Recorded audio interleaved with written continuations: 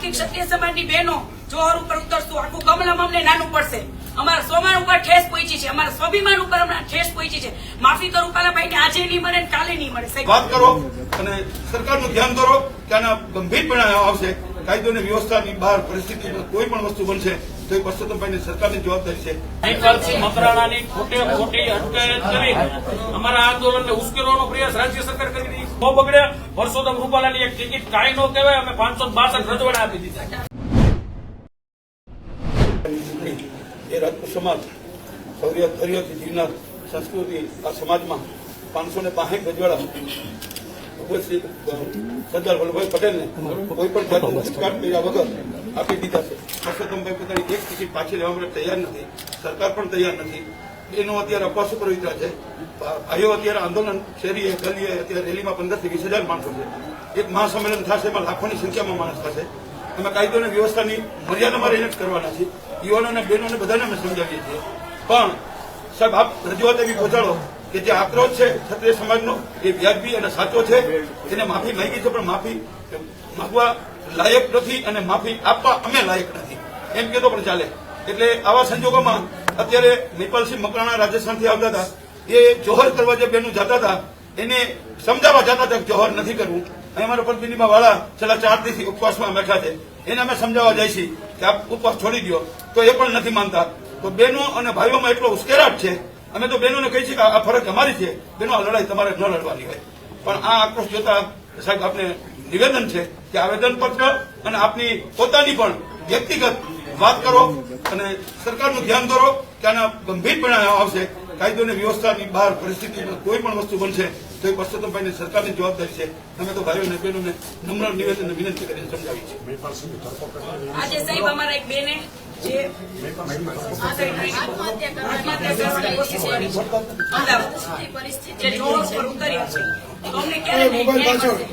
અમે નહીતર આખી ક્ષત્રિય સમાજની બહેનો જોહર ઉપર ઉતરશું, આખું કમલમ અમને નાનું પડશે. અમારા સ્વમાન ઉપર ઠેસ પહોંચી છે, અમારા સ્વાભિમાન ઉપર હમણાં ઠેસ પહોંચી છે. માફી તો રૂપાલાભાઈને આજે નહીં મળે ને કાલે નહીં મળે. સાહેબ નમ્ર વિનંતી આપને.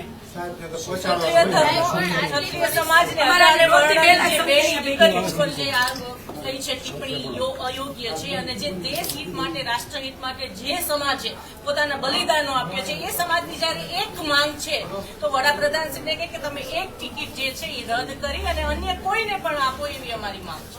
અને ગઈકાલથી મકરાણાની ખોટી અટકાયત કરી અમારા આંદોલનને ઉશ્કેરવાનો પ્રયાસ રાજ્ય સરકાર કરી રહી છે. બહેનોને ખાલી મળવા જાય એમાં એની અટકાયત થાય. અટકાયતથી આખા ગુજરાતના ક્ષત્રિયોમાં એક રોષ ભભૂકે અને કાયદો વ્યવસ્થાની સ્થિતિ પણ બગડે. ત્યારે આપ સરકારને તાત્કાલિક પડે ધ્યાન દોરો કે કાયદો વ્યવસ્થાની સ્થિતિ ન બગડે. પરસોત્તમ રૂપાલાની એક ટિકિટ કાંઈ ન કહેવાય, અમે 562 રજવાડા આપી દીધા. ટિકિટ કઈ મોટી વાત તો કે તાત્કાલિક આપણે રાજ્ય સરકારનું ધ્યાન દોરીને આ ટિકિટ રદ થાય અને કાયદો વ્યવસ્થા જળવાઈ રહે એટલી જ આપની આપને વિનંતી છે. અમારે અહીંયા રાજકોટમાં 1.5 થી 2 લાખ સંખ્યા ભેગી થઈ છે કે જે રૂપાલાભાઈની એક ફક્ત ટિકિટ રદ કરવાનું અમે કહીએ છીએ. આજે અમારા બેને અમદાવાદમાં સુસાઇડ કરવાની પણ કોશિશ કરી છે. તો ક્યાંક ને ક્યાંક અમારી સાથે અન્યાય થઈ રહ્યો છે. અમે બસ એટલું જ કહીએ છીએ કે રૂપાલાભાઈ શું આટલા બધા મહત્વના છે. એક બેનું દીકરીઓના સ્વાભિમાન સાથે જેને ઠેસ પહોંચાડી છે એનેથી પણ ટિકિટ રૂપાલાભાઈની એક મહત્વની છે. જે આજે બેને પોતે સુસાઇડ કરવાની કોશિશ કરી છે અને હજી પણ અમને ન્યાય નહીં મળે તો અમે આખી ક્ષત્રિય સમાજની ક્ષત્રાણીઓ અમે બધા જોહર ઉપર ઉતરશું અને કમલમ ઘેરશું અને કમલમમાં પણ જગ્યા નહીં વધે એટલી ક્ષત્રાણીઓ અમે જોહર ઉપર ઉતરશું. આજે અમારે 50 થી બહેનો અનશન ઉપર ઉતરી છે. આજે મારે પણ ચોથો દિવસ છે અનશનનો. 1.5 થી 2 લાખ સંખ્યા અમારી અહીંયા ભેગી થઈ છે. તો અમને ન્યાય આપો. નમ્ર વિનંતી હવે કરીએ છીએ કે સરકારના કાયદાકીય અમે હાલીએ છીએ. હવે અમને પરાણે એવું ન કરો કે અમે કાયદાનું કાલ સવારે અમારે ઉલ્લંઘન કરવું પડે. અને અમારા મહિપાલસિંહભાઈ એની અટકાયત શા માટે, રૂપાલાભાઈની અટકાયત શા માટે નહીં? મંત્રી છે એના માટે, સત્તા લઈને બેઠા છે એના માટે કેમ? હું આ સરકારને પ્રશ્ન પૂછવા માંગુ છું.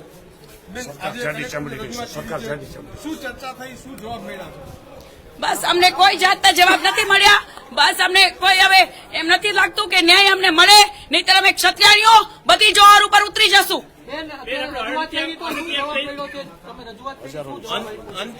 એવું કીધું છે કે જોશું અમે. અંત્યાગ તો મારો ત્યાં સુધી રહેશે જ્યાં સુધી રૂપાલાભાઈની ટિકિટ રદ નહીં થાય નહીં થાય તો અમે આગળ આથી ઉગ્ર વાતાવરણ ઉભું કરશું અને એની જવાબદાર પણ સરકાર રહેશે, એની જવાબદારી પણ સરકારની રહેશે. જી